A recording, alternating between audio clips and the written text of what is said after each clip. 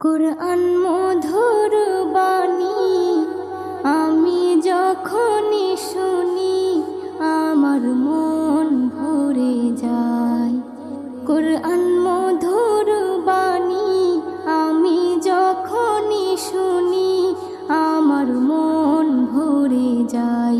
শোনো মুমিন মুসলমান, পড়ে দেখো না কুরআন, কত শান্তি পাওয়া যায়। কুরআন